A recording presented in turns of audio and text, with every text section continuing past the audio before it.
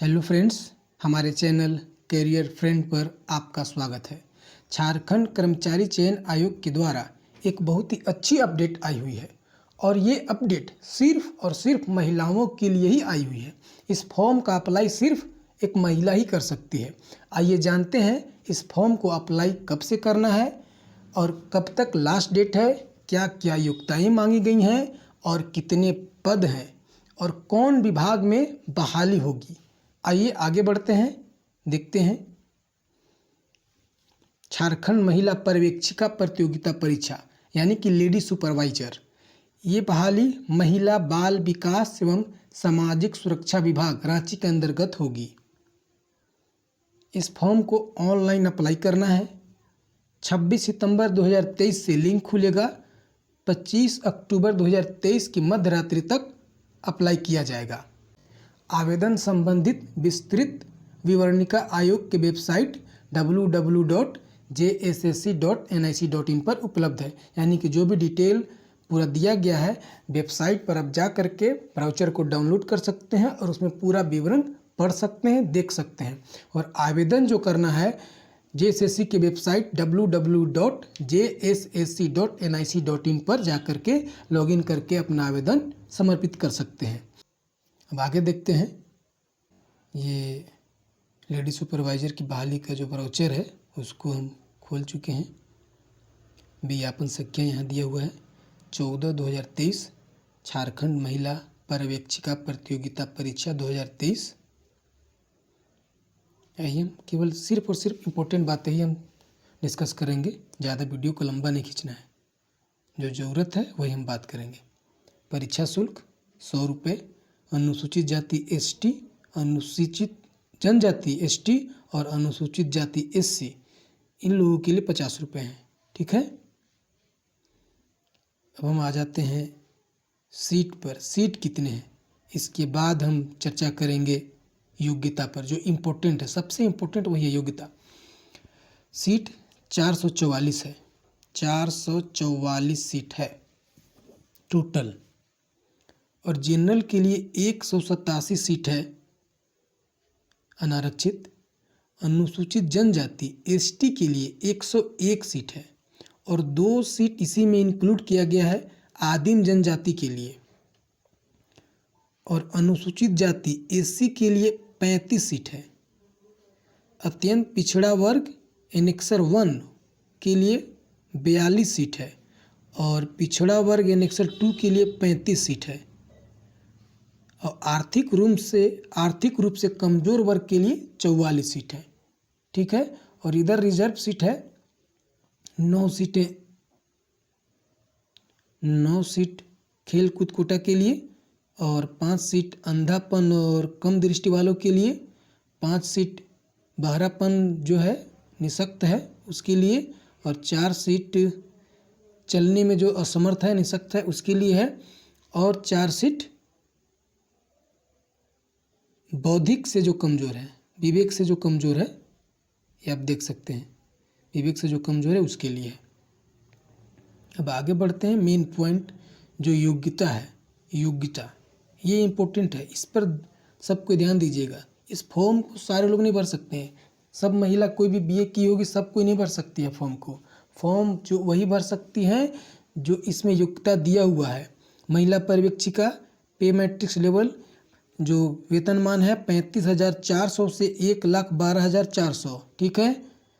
अब देखिए यहाँ योग्यता क्या मांगा गया है। मान्यता प्राप्त विश्वविद्यालय संस्थान से समाजशास्त्र, मनोविज्ञान, गृह विज्ञान विषयों में स्नातक महिला, यानी कि BA ग्रेजुएशन आप समाजशास्त्र, सोशोलॉजी, मनोविज्ञान, साइकोलॉजी, गृह विज्ञान, होम साइंस विषयों से अगर आप BA किए होंगे या ग्रेजुएशन किए होंगे तो आप फॉर्म को अप्लाई कर सकते हैं, कर सकती हैं।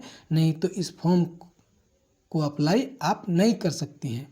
सिर्फ वही महिला अप्लाई कर सकती है जो समाजशास्त्र, मनोविज्ञान, गृह विज्ञान से स्नातक होगी, BA होगी, ग्रेजुएशन की होगी। ठीक है। इसमें एक इम्पोर्टेंट चीज़ हम आपको बता दें न्यूनतम शैक्षणिक योग्यता के बारे में कि अभ्यर्थियों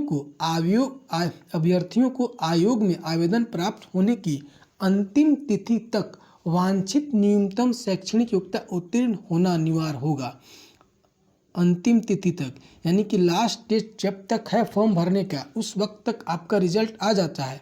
किसी का रिजल्ट अगर पेंडिंग है या रिजल्ट नहीं आया है, एग्ज़ाम दिए हुए हैं लास्ट ईयर का और रिजल्ट उस समय तक आ जाता है लास्ट डेट तक, तो वो लोग फॉर्म को अप्लाई कर सकते हैं। अगर जिसका रिजल्ट नहीं आता है तो वो लोगों के लिए सही नहीं है, क्योंकि बाद में फिर आपका रद्द ही हो जाएगा।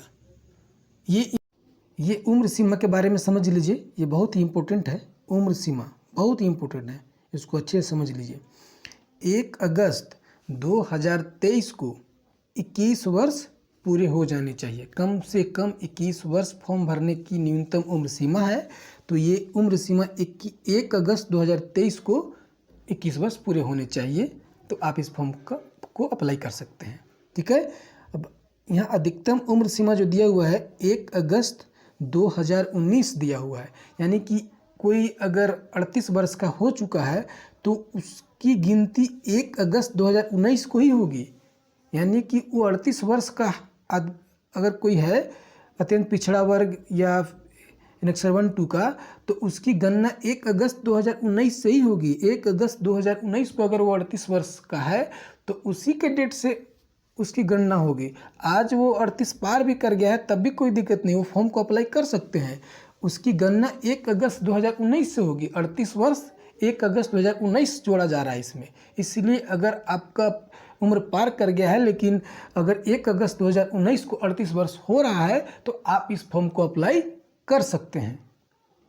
ठीक है, आप ये बात समझ गए होंगे। और 40 वर्ष अनुसूचित जाति अनुसूचित जनजाति के लिए अधिकतम उम्र सीमा दिया हुआ है। ठीक है, आप समझ गए, आप इसको अच्छी तरह समझ लीजिएगा। अब आगे बढ़ते हैं। जो मेन पॉइंट है ये तो रिजर्व के लिए है। यहाँ मेन पॉइंट आरक्षण, ये पॉइंट देख लीजिए। स्थानीय निवास और जाति के बारे में जो आपको हम बताएंगे ना, ये बहुत ही इंपॉर्टेंट है। इसको तो आप अच्छी तरह से समझ लीजिए, क्योंकि अगर इसमें थोड़ा सा भी चूक करेंगे तो दिक्कत हो जाएगा। यहाँ देखिए, आरक्षण का दावा करने वाले सभी वर्ग के अभ्यर्थियों को कार्मिक प्रशासनिक सुधार तथा राज्य भाषा विभाग के पत्रांक 4650 दिनांक 2/6/2016 द्वारा निर्धारित प्रपत्र में अनुमंडल पदाधिकारी के स्तर से दिनांक 2 जून 2016 तथा इसके पश्चात निर्गत स्थानीय निवासी प्रमाण पत्र मान्य होगा। आप ये देख लीजिए, अनुमंडल पदाधिकारी के स्तर से आपका अगर निवासी प्रमाण पत्र बना हुआ है वो 2 जून 2016 के बाद का होना चाहिए, या 2 जून 2016 से 2 जून 2016 के बाद का। उससे पहले का अगर होगा तो ये फिर से आपको बनवा लेना होगा। इसको पहले का मत लगाइएगा। अगर अनुमंडल से नहीं होगा, यहाँ देख लीजिए, ये भी क्लियर किया हुआ है। अगर अनुमंडल से नहीं है, अंचल पदाधिकारी से बना हुआ है, तो वो 19 जुलाई 2019 के बाद का होना चाहिए। स्थानीय निवासी प्रमाण पत्र अगर अंचल से बना हुआ है तो 19 जुलाई 2019 के बाद का होना चाहिए, और अगर अनुमंडल से बना हुआ है तो 2 जून 2016 के बाद का होना चाहिए। ठीक है, ये क्लियर कर लीजिएगा। आप जाति में देख लीजिएगा जाति प्रमाण पत्र में, और अगर पहले का है तो आप फिर से बनवा लीजिए। और हम तो आप लोगों को सलाह यही देंगे कि अनुमंडल पदाधिकारी से ही जाति भी और निवास भी बनवाएं, अंचल से ना बनवाएं, क्योंकि उसमें परेशानी भी आती है कभी कभी। ठीक है ना, यहाँ पे एकदम साफ साफ लिखा हुआ है 19 जुलाई 2019 के पूर्व अंचलाधिकारी के स्तर से निर्गत स्थानीय निवासी प्रमाण पत्र मान्य नहीं होगा। यहाँ देख लीजिए, 19 जुलाई 2019 के पूर्व अंचलाधिकारी के स्तर से निर्गत स्थानीय निवासी प्रमाण पत्र मान्य नहीं होगा। यहाँ निवास प्रमाण पत्र के देख लीजिए, 2 जून 2016 के पूर्व किसी भी स्तर से निर्गत स्थानीय निवासी प्रमाण पत्र मान्य नहीं होगा। यहाँ देख लीजिएगा आप, एकदम इम्पोर्टेंट बातें हैं। 2 जून 2016 के पूर्व किसी भी स्तर का हो, अगर अनुमंडल से भी है, उपायुक्त से भी है, तब भी वो वैलिड नहीं होगा। 2 जून 2016 के पहले का नहीं होना चाहिए। इसको आप ध्यान दीजिएगा। ठीक है ना। अब आगे बढ़ते हैं। अब जाति में क्या मांगा गया है, जाति के लिए आप समझ लीजिए अच्छे से। जाति प्रमाण पत्र झारखंड राज्य के अनुसूचित जाति अनुसूचित जनजाति के संदर्भ में जिला अनुमंडल के उपायुक्त अनुमंडल पदाधिकारी के स्तर से निर्गत जाति प्रमाण पत्र जिसका मानक प्रपत्र परिशिष्ट 1 पर आधारित है, यानी कि अनुमंडल से अगर बना हुआ है तो प्रपत्र 1 जो आधारित है उसके अनुसार होना चाहिए। आगे देखते हैं इसमें क्या लिखा हुआ है। कि 25 फरवरी 2019 को अथवा उसके बाद अंचला अधिकारी के स्तर से निर्गत जाति प्रमाण पत्र जिसका मानक प्रपत्र परिशिष्ट 2 पर धारित है, यानी कि 25 फरवरी के बाद का होना चाहिए। 25 फरवरी 2019 के बाद का परिशिष्ट दिया हुआ है। आप अपने जाति प्रमाण पत्र में ये देख लीजिएगा कि परिशिष्ट 2 दिया हुआ है या नहीं दिया हुआ है, और 25 फरवरी 2019 के बाद का होना चाहिए अंचल अधिकारी का। अब आगे इसमें एक और चीज़ दिया हुआ है, ये SC/ST के लिए है, ध्यान दीजिएगा।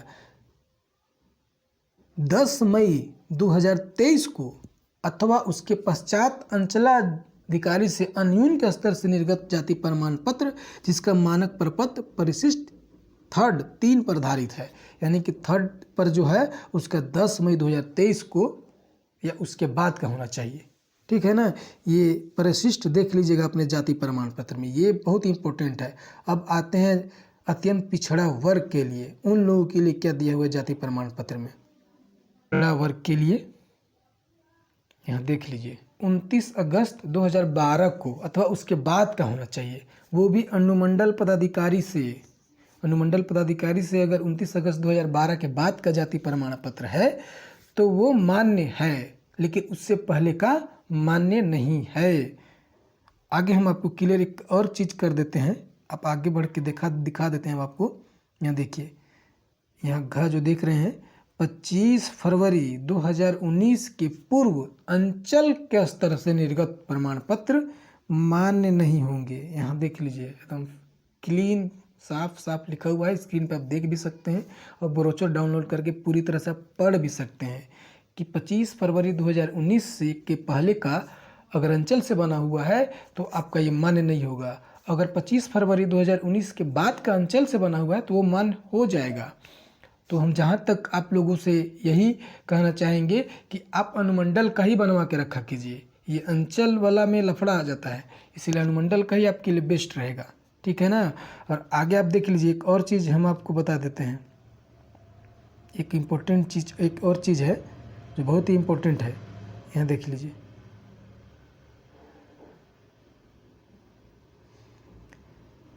शैक्षणिक कार्यों, सेना में भर्ती, आय संपत्ति प्रमाण पत्र के निर्धारण के लिए अनुमान नहीं होगा। अगर आपने शैक्षणिक कार्य हेतु जाति प्रमाण पत्र बनवाया है या सेना में भर्ती के लिए बनवाया है तो वो जाति प्रमाण पत्र मान्य नहीं होंगे। आप एकदम इसको अच्छी तरह से देख लें, शैक्षणिक कार्य का जो जाति प्रमाण पत्र है वो मान्य नहीं होगा, वो रद्द कर दिया जाएगा। इसलिए नियोजन कार्य हेतु बनवाइएगा, शैक्षणिक का नहीं। अगर जिसका शैक्षणिक का है वो फिर से बनवा लीजिए।